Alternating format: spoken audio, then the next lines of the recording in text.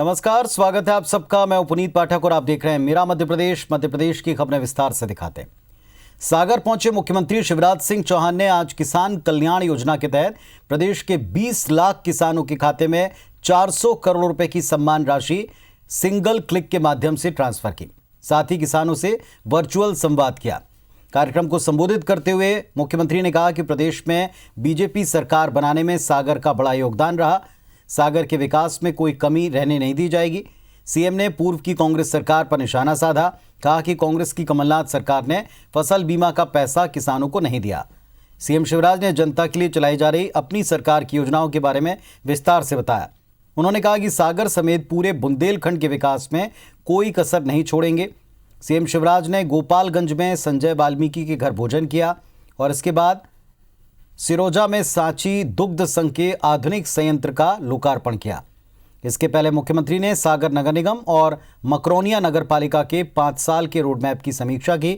इसके अलावा तमाम जरूरी प्रपोजल को मंजूर किया। सीएम शिवराज के साथ मंत्री भूपेंद्र सिंह, गोविंद सिंह राजपूत और गोपाल भार्गव समेत जिले के सभी बीजेपी विधायक मौजूद रहे।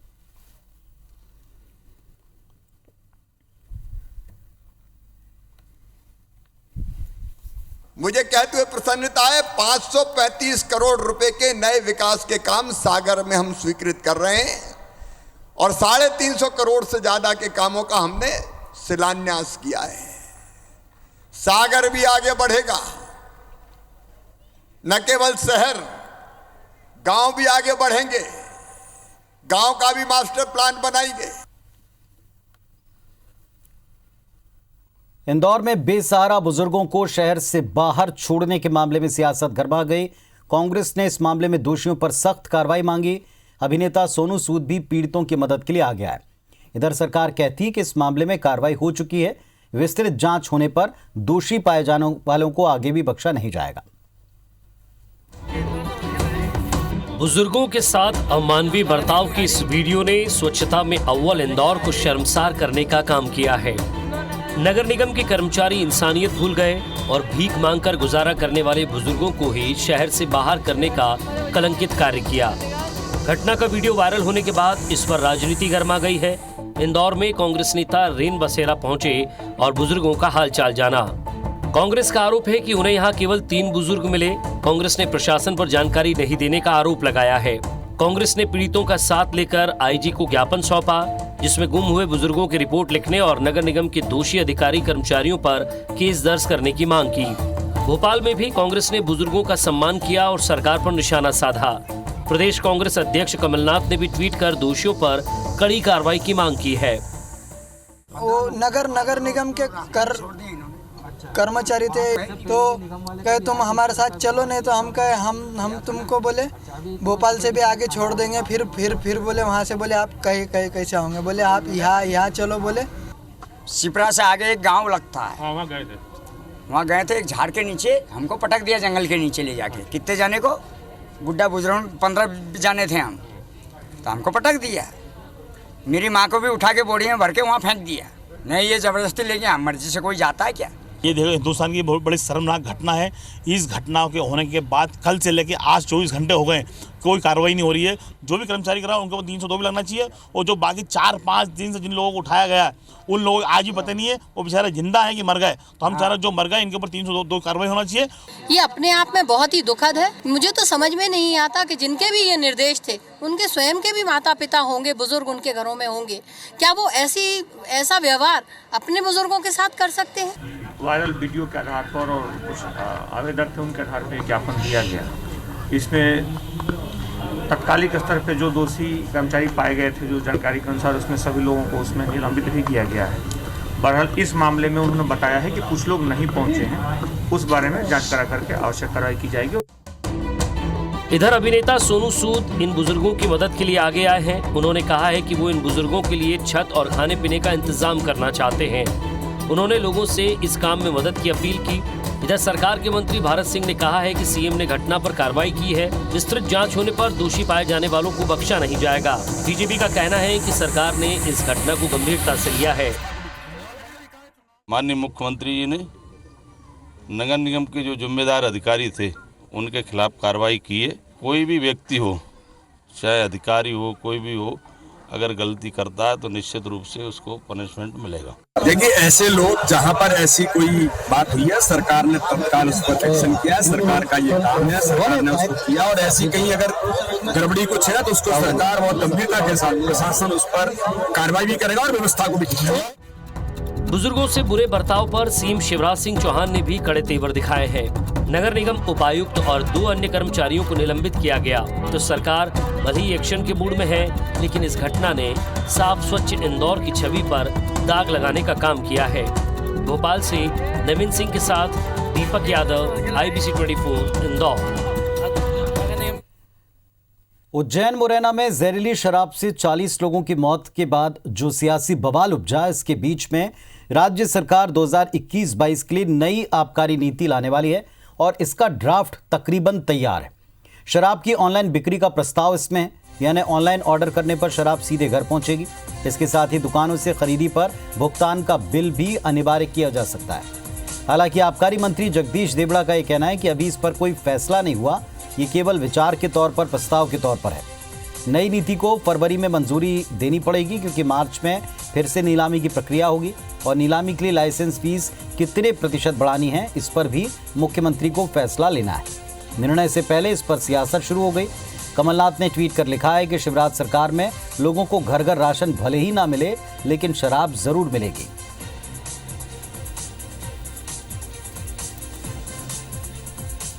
अभी कोई अंतिम फैसला नहीं हुआ है। आबकारी नीति पर विचार विमर्श चल रहा है, मंथन चल रहा है। अंतिम फैसला होगा तो आप लोगों के सामने पूरी बात बताई जाएगी। उधर मुरैना में जहरीली शराब कांड में जितना अवैध तौर से शराब बनाने वाले माफिया जिम्मेदार हैं, उतना ही जिम्मेदार सरकारी की जो शराब ठेकेदार है वो भी है।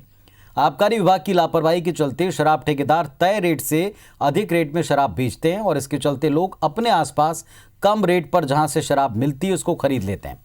छैरा मानपुर में बनाने वाले नकली शराब की सप्लाई पूरे जिले में होना पाया गया।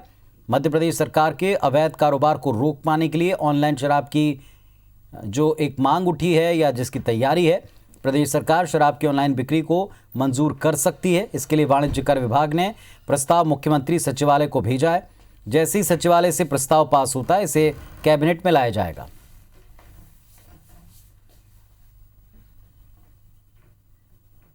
शराब पे इतनी बंदिश के बाद तमाम सारे जो है, जैसे अभी मुरैना में जितनी बड़ी घटना हुई, 27-28 लोगों की जान चली गई, कई लोग हॉस्पिटल में एडमिट हैं। हकीकत तो ये है कि इस पे थोड़ा सा नज़र रखना चाहिए, इसको कंट्रोल करना चाहिए। महात्मा गांधी की पुण्यतिथि पर भोपाल में कांग्रेस विधायक आरिफ मसूद समेत सैकड़ों कार्यकर्ता मिंटो हॉल स्थित गांधी प्रतिमा के नीचे उपवास पर बैठे और ग्वालियर में गांधी के हत्यारे नाथूराम गोडसे पर आधारित लाइब्रेरी शुरू करने का विरोध किया। कांग्रेस विधायक आरिफ मसूद ने कहा कि बापू का देश है, उन्हीं के विचारों पर चलेगा। हम गांधी के हत्यारों की विचारधारा को पनपने नहीं देंगे। प्रदर्शन के दौरान कांग्रेस कार्यकर्ताओं ने चरखा चलाया, बापू के भजन गाए।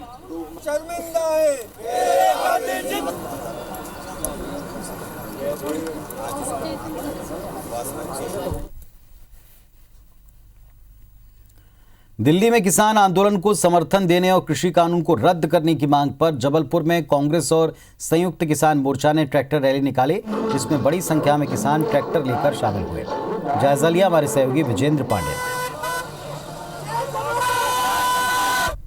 3 कृषि कानूनों के खिलाफत में जबलपुर में संयुक्त किसान मोर्चा एक ट्रैक्टर रैली का लगातार आयोजन कर रहा है और इसे कांग्रेस खुलकर समर्थन दे रही है। आप इस वक्त देख सकते हैं कि जबलपुर के दीनदयाल चौराहे से इस ट्रैक्टर रैली की शुरुआत हुई है और यहाँ पर तमाम किसानों से जुड़े हुए तमाम कार्यकर्ता, पदाधिकारी और साथ ही साथ जो संयुक्त किसान मोर्चा के तमाम जो पदाधिकारी हैं वो यहाँ पर मौजूद हैं। कांग्रेस विधायक लखन गंगोरिया इस वक्त मौजूद है। क्या संदेश देना चाह रहे हैं? जो किसानों की बात करेगा वो देश में राज करेगा। बहुत स्पष्ट है, जो निष्ठुरता, जो संवेदनहीनता केंद्र की सरकार दिखा रही है, इसका प्रतिकार न केवल किसान बल्कि पूरा देश अब कर रहा है। एक साजिश और षड्यंत्र का पर्दाफाश हुआ है। किसानों के साथ इस तरीके की हरकत बर्दाश्त नहीं की जाएगी। किसान इस देश की नहीं, दुनिया की आत्मा है। कांग्रेस कहाँ तक है, क्योंकि कल राहुल गांधी जी ने जिस तरह से प्रेस कॉन्फ्रेंस की, अब क्या पूरी तरीके से किसानों के साथ है। पूरी तरह से किसानों के साथ है ऐसा कहा जा रहा है। कांग्रेस के विधायक लखन घनघोरिया को इस वक्त आप देख रहे हैं और संदेश यही दिया जा रहा है कि कहीं ना कहीं जो दिल्ली में जिस तरह से किसान आंदोलन चल रहा है उसको संयुक्त किसान मोर्चा जबलपुर में भी समर्थन दे रहा है और साथ ही साथ कांग्रेस इस मामले पर खुलकर फ्रंट पर है। आप देख पाएंगे कि यहाँ पर फूलों की बारिश भी लगातार ट्रैक्टर रैली पर की जा रही है। किसानों के इस आंदोलन पे, कांग्रेस के इस आंदोलन को लेकर पुष्प वर्षा होते हुए आप यहाँ पर देख सकते हैं और जो कार्यक्रम है उसके मुताबिक जबलपुर के दीनदयाल चौक से निकली हुई ये रैली शहर के मुख्य मार्गों से होती हुई गुजरेगी और जबलपुर के शहीद स्मारक पर जाकर इस रैली का समापन होगा। ये फिलहाल ट्रैक्टर रैली दिखाकर कांग्रेस ने किसानों का साथ देते हुए एक बड़ा संदेश देने की कोशिश की है। कैमरामैन सतीश सराठे के साथ विजेंद्र पांडे, IBC 24 जबलपुर। वहीं रायसेन जिले के बरेली में किसान मजदूर संघ के बैनर तले किसानों ने ट्रैक्टर रैली निकाली। करीब 3 किलोमीटर तक निकली इस रैली में सैकड़ों की संख्या में किसान शामिल हुए। किसानों ने राष्ट्रपति के नाम SDM को ज्ञापन सौंपा है। ज्ञापन में तीनों कृषि कानून को वापस लेने की मांग है।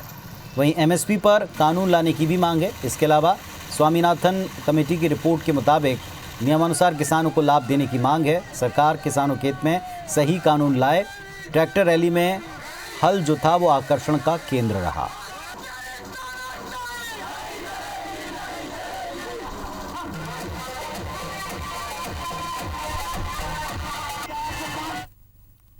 किसान खुद की स्वयं की भावना के साथ ये सोच लेता है कि ये कानून जो बनाए गए हैं उनके विरोध में है। पूरे किसानों के नेतृत्व में इकट्ठा होकर के हजारों की तादाद में ट्रैक्टर इकट्ठे होते हैं और किसान स्वयं ही यह मानते हैं कि ये कानून विरोध में है, उनके लिए किसी भी प्रकार से हितार्थ नहीं है। और जब आते हैं तो सरकार को ये समझ लेना चाहिए कि ये कानून किसी भी प्रकार से हित में नहीं है। नहीं, आपने देखा कि हम लोगों में से किसी ने भी किसानों ने यहाँ पे कोई उपद्रव किया या किसी यातायात को बाधित किया, किसी प्रकार से कोई भी ऐसी प्रक्रिया हमारे द्वारा नहीं अपनाई गई कि जिससे किसी भी व्यक्ति को कोई परेशानी हो, असुविधा हो। ग्वालियर में फसलों की सिंचाई के लिए पानी न मिलने पर नाराज सैकड़ों किसानों ने कलेक्ट्रेट का घेराव किया। इस दौरान कांग्रेस के पूर्व मंत्री लाखन सिंह और कांग्रेस के डबरा विधायक सुरेश राजे भी किसानों के समर्थन में कलेक्ट्रेट पहुंचे। जायजा लिया हमारे सहयोगी ने। मध्य प्रदेश के ग्वालियर जिले की कलेक्ट्रेट का किसानों ने घेराव कर दिया है और देख सकते हैं कि भारी संख्या में किसान हैं और उनकी परेशानी ये है कि उनकी फसलें सूख रही हैं, चाहे चने की फसल हो, सरसों हो या फिर मटर हो। लगातार उन्होंने कहा कि पानी दिया जाए, लेकिन प्रशासन ने पानी को लेकर कोई सुध नहीं ली है, जिसके कारण वो ग्वालियर की कलेक्ट्रेट के आगे यहाँ पर धरने पर बैठ गए। पहले घेराव किया, उनके साथ देने के लिए पूर्व मंत्री लाखन सिंह जी हैं और विधायक हैं वो भी सुरेश राजे, वो भी पहुंचे हुए। लेकिन सबसे पहले बात करते हैं किसानों से। भैया, क्या किस तरह की समस्या आ रही है आप लोगों को? हमको ये समस्या आ रही है कि हम लोगों को पहले इनने धान की खेती करवा दी हमारी, और धान की खेती कराने के बाद हम लोगों ने इनसे कही कि साहब हमको माने अब गेहूं करें या नहीं करें। इन लोगों ने ये कही थी हमको कि गेहूं की खेती करो। हम लोगों के गेहूं की खेती करवा दी। हम गेहूं की, मटर की, चना की, सबकी खेती हमारी नष्ट हो रही है। कितना परेशान है, कितने गांव के लोग परेशान है? कखेटा, बड़ा गांव, मोहना, सहसारी, पैसारी, चराई, श्यामपुर, रेट, बरईपुरा, अन्य और पुरा भी है इसमें। किसानों का साथ देने के लिए कांग्रेस के जो पूर्व मंत्री हैं लाखन सिंह यादव जी, वो भी पहुंचे हुए हैं। लाखन सिंह जी, आप किसानों के साथ में पहुंचे हुए समर्थन दे रहे हैं, क्या इनकी परेशानी और आपकी प्रशासन से भी? ये समर्थन का कोई मुद्दा नहीं है। एक्चुअल में किसानों की इस समय फसल खड़ी है और बिल्कुल लास्ट स्टेज है। एक पानी यदि और मिल जाता है तो ये किसानों की फसल हो जाएगी, जिससे इनका अपना जीवन यापन चल पाएगा। लेकिन प्रशासन क्यों पानी नहीं देना चाहता? डैम में पानी सफिशिएंट है, डैम में पिछले साल की तुलना में इस बार ज़्यादा पानी है। तो आज हम सारे लोग किसानों के साथ आए, कलेक्टर साहब से चर्चा हुई, उन्होंने आश्वस्त किया है कि परसों सोमवार को मैं 10:30 और 11 के बीच में वहाँ पहुँचूँगा डैम पे। वहाँ की जो अद्यतन स्थिति है उसका पूरा जायजा लेके, और वहाँ पानी अवेलेबल है तो वहीं परसों ही पानी खोल दिया जाएगा, ऐसा उन्होंने आश्वस्त किया है। तो आप देख सकते हैं लाखन सिंह जी हैं और उनका कहना है कि उनकी प्रशासन से बात हुई है, लेकिन सवाल इस बात का है कि 25 गांवों की जो फसलें हैं वो खड़ी हुई हैं और लगातार लोग हैं पानी का इंतजार कर रहे हैं। उनका कहना है कि पानी दिया जाए, अगर पानी नहीं देते हैं तो फसलें उनकी बेकार हो जाएंगी। ऐसे में देखना होगा कि प्रशासन सोमवार को किस तरह का कदम उठाता है। कैमरामैन लोकेंद्र पाल के साथ नासिर गौरी, IBC 24 ग्वालियर। उधर दतिया में हिंदू संगठन के लोगों ने एसपी ऑफिस पर धरना देते हुए फेसबुक पर सांप्रदायिक टिप्पणी करने वाले की गिरफ्तारी की मांग की। एसपी दफ्तर पहुंचकर उन्होंने नारेबाजी करते हुए धरना दिया। 2 घंटे चले धरने के बाद दतिया के एसडीओपी और नगर निरीक्षक रविंद्र गुर्जर मौके पर पहुंचे। उन्होंने हिंदू संगठन के लोगों को समझाया और एफआईआर करने पर राजी हो गए। तब जाकर लोग माने हैं। लोगों का यह कहना था कि आरोपी आसिफ लगातार अभद्र टिप्पणियां कर रहा है। नगर निरीक्षक ने आवेदन की जांच के बाद कार्रवाई का भरोसा दिया है।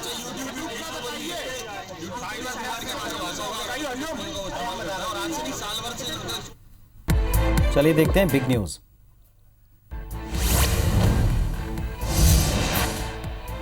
प्रधानमंत्री नरेंद्र मोदी की अध्यक्षता में बजट सत्र पर सर्वदलीय बैठक संपन्न हुई। सभी पार्टियों के फ्लोर लीडर्स के साथ रक्षा मंत्री राजनाथ सिंह, संसदीय कार्य मंत्री प्रहलाद जोशी, संसदीय कार्य राज्य मंत्री अर्जुन मेघवाल और वी मुरलीधरन वीडियो कॉन्फ्रेंसिंग के जरिए मीटिंग से जुड़े, जिसमें कृषि कानून पर बात हुई। बैठक में सरकार ने सभी दलों के सामने बजट सत्र का अपना एजेंडा रखा।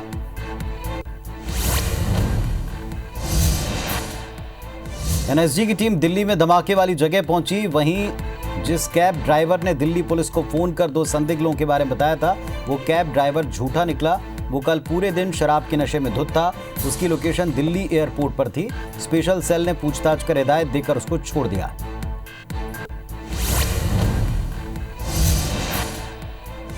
फॉरेंसिक एक्सपर्ट की एक टीम गणतंत्र दिवस पर किसानों की ट्रैक्टर परेड के दौरान भड़की हिंसा के सिलसिले में सबूत जमा करने के लिए लाल किला पहुंची।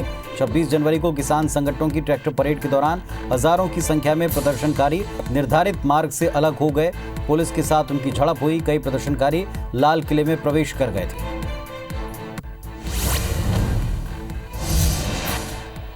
केंद्र सरकार ने आज सिंघू, गाजीपुर, टिकरी, उन तमाम इलाकों में और आसपास इंटरनेट सेवाओं पर 31 जनवरी तक रोक लगा दी। सरकार ने सार्वजनिक सुरक्षा बनाए रखने और सार्वजनिक आपातकाल को कम करने के लिए इंटरनेट सेवा को अस्थायी तौर पर सस्पेंड किया है।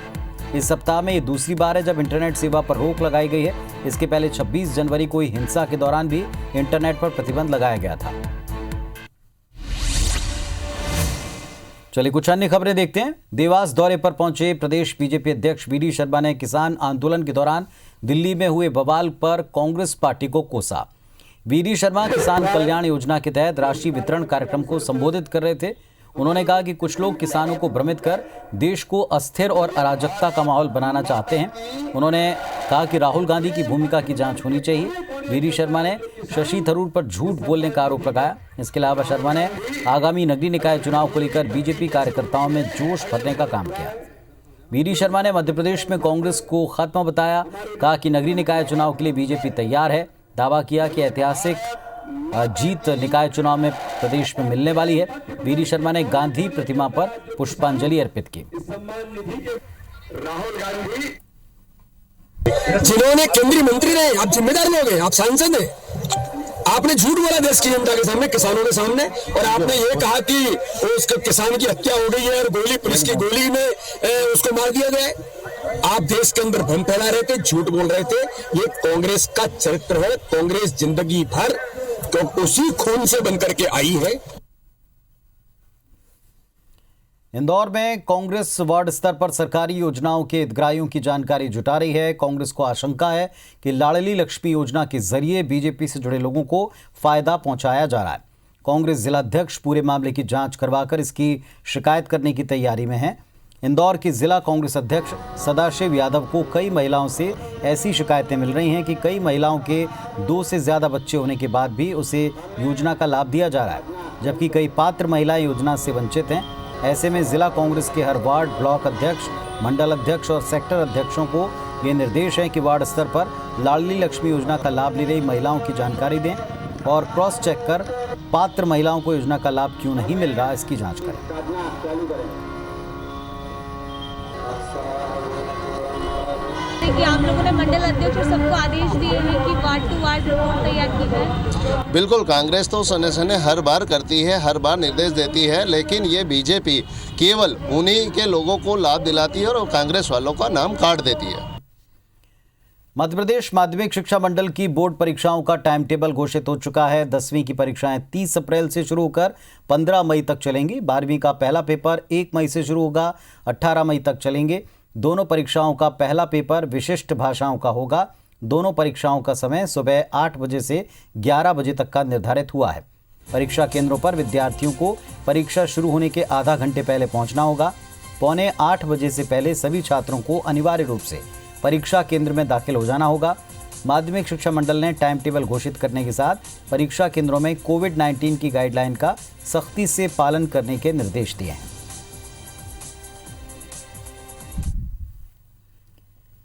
इंदौर जिले के पितृ पर्वत स्थित कुष्ठ आश्रम सामाजिक बहिष्कार और स्वजन की उपेक्षा के शिकार लोगों का सहारा बने हुए हैं। उद्यानिकी एवं नर्मदा घाटी विकास मंत्री भारत सिंह कुशवाहा शनिवार को कुष्ठ आश्रम पहुंचे, जहां बुजुर्गों को फल और जरूरत के सामान बांटे। मंत्री कुशवाहा ने कहा कि समाज में अभी भी कुष्ठ रोगियों को अच्छी दृष्टि से नहीं देखते। सरकार मूलभूत सुविधा प्रदान कर रही है, आवास की व्यवस्था पर ध्यान दिया जा रहा है। कुशवाहा ने कहा कि किसानों के हित में सरकार जल्दी ही कोल्ड स्टोरेज और भंडारण की क्षमता बढ़ाएगी ताकि किसान आत्मनिर्भर बन सकें। लेकिन इन लोगों को तो बीमारी, मुझे भी ये बोला गया था कि कुष्ठ रोगियों के बीच में ट्रस्ट द्वारा फल वितरण का कार्यक्रम रखा गया है। निश्चित रूप से स्थानीय स्तर पर इनको आवास की भी व्यवस्था की गई है और सरकार दीन दुखियों की सेवा के लिए और निश्चित रूप से इनके लिए और भी जो भी कदम उठाए जाएंगे सरकार उठाने के लिए तत्पर है। तो इस बुलेटिन में फिलहाल इतना ही। तमाम खबरों और अपडेट्स के लिए आप देखते रहिए IBC 24। नमस्कार।